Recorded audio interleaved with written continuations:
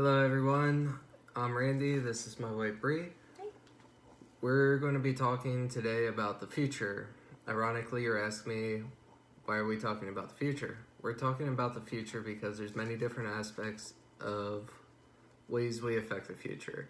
For some it could be education, for some it could be the medical field, for others it could be a very diverse topic. And for me personally, I'm a medic, there's other ways that we can influence. But the things that I want to talk about today are the ways that we can help save lives in the future. The simplest ways to do that is just education. And the types of education that I want you to know about is something that is brought up in the military times. It's also a common training factor for us as medics through the military. And 80% of casualty-related deaths in 2016 were related to hemorrhage control incidents. And when we're talking about hemorrhage control, we're talking about bleeding that could have been controlled. One of the simplest ways to control that type of bleeding is with this device here. It's called the CAT. It's called the Combat Application Tourniquet. With this tourniquet, you use this on your extremities, your arms, and your lower legs. With this, you can occlude the blood going out through the extremities by cutting off that blood supply. Naturally, your body is going to shun away from the area that the bleed is going to, but it doesn't always mean that that bleed is going to stop. There are 3 areas otherwise that you cannot stop these bleeds with the use of the tourniquet. There are other improvised versions that you can do. There's also ways that you can do it without using tourniquets. Those 3 areas that you can't control are on your neck, under your armpits, and down at your inguinal or right at your pelvic area. If any of those areas get nicked, those are the 3 major locations for your arteries. Once those are hit, you have within 3 minutes to stop that bleed, or else you can't control it. It's gone. Now, today, I'm going to demonstrate the tourniquet, how to use it, and how easy it is to really get to know this device. The tourniquet's very simple. It's just a giant strap, a loop, and a windlass. With the windlass, you're using this to secure the device. So this is my wife's first time actually using a tourniquet. I'm going to show her how to use this because not only is she going to learn how to use this, she's also going to learn why the tourniquet is such an efficient method to control the bleed. So what we're going to do first, we're going to secure the tourniquet. And what we're going to do is I'm going to have my wife take this. I'm going to have her thread the end of this through the loop. And now I'll pull it the whole way through and make it as tight as you can on my skin. And then fold it back over on itself because this will adhere to itself.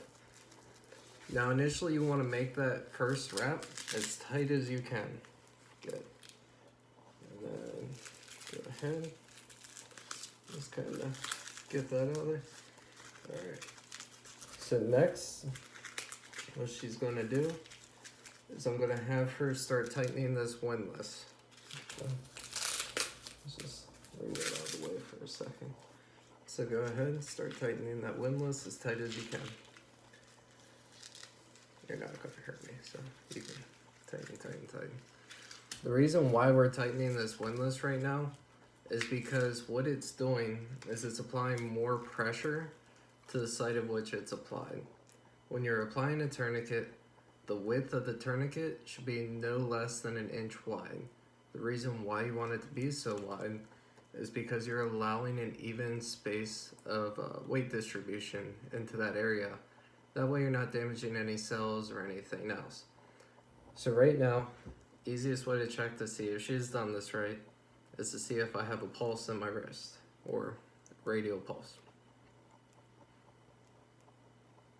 I don't feel a radial pulse. I'll let my wife double check. So right about in there.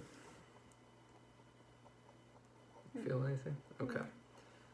So now that we know that there's no radial pulse in there, we know that the tourniquet is properly applied. The reason why we want to make sure that this is done so is because in a field use, we want to make sure that no blood is going out in an area that it shouldn't be. Granted, blood shouldn't be coming out in general anyway. That's generally a bad sign. If you're bleeding, stop it, please. Now, the reason why we do this, it's not a last-ditch offer. It's to make sure that anything that could be prevented is prevented. When a tourniquet's applied properly, you don't have to worry as much about time, just making sure that the intervention stays in place until you can put a better intervention in place. And there's many ways to do that, but what we're going to do, we're going to go ahead and we're going to slowly release pressure on that. The reason why you don't want to release the pressure too fast is just because when you're letting that blood flow go back in, you want to make sure that you're slowly releasing it back into the system. You don't want to go opening the floodgates too quick. And then after she's done so, we're just going to go ahead and take this off.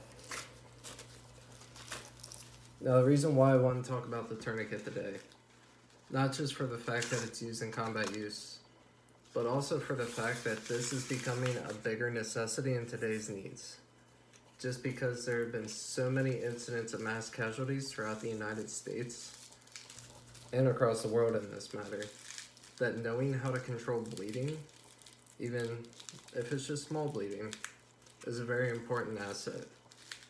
And this could potentially save somebody's life if you do it properly. Just making sure you know the signs, symptoms, and where to look are the biggest things. Remember, the biggest places that you put tourniquets are going to be your upper extremities and your lower extremities. Never put a tourniquet on the neck.